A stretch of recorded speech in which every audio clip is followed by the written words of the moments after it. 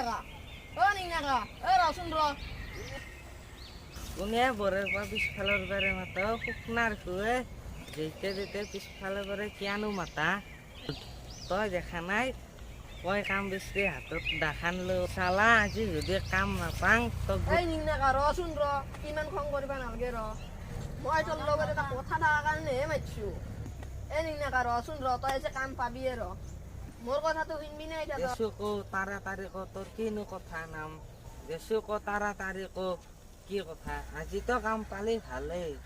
যে কাম নাপাং তই বুধিলেহে গম পাবি তোৰ বোলে ছোৱালীটোক বিয়া দিয়াৰ কাৰণে দৰা বিচাৰি আছে সেইকাৰণে শুনা কি কাৰণে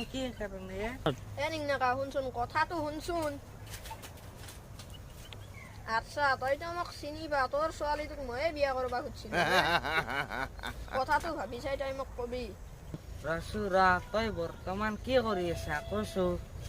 মই কোম্পানীত কাম কৰি আছো ভাল চাকৰি ভাল দৰমহা না তই কোম্পানীত চাকৰি কৰি আছা হয়তো গমেই নাপাং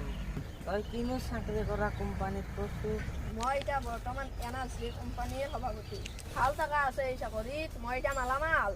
তোৰ ছোৱালীক যি লাগে মই তাকে দিবা পাৰিম এনে কি কোম্পানী মই অলপ বুজাই কৈছো নিংনাকা ইমান খুলি ভাঙি নকম নেকি দেছো কো খুলি ভাঙি কো তেতিয়া মই ছোৱালীক বিয়া দিবা পাৰিম তাতে কো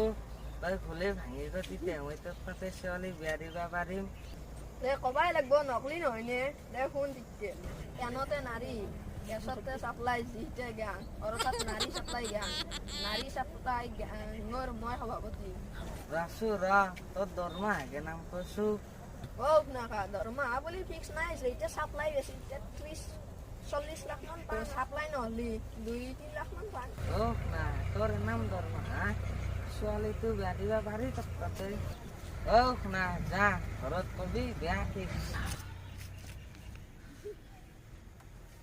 যা বাদ দিয়া যে কামক নাযাং ঘৰত যাই বিয়াৰে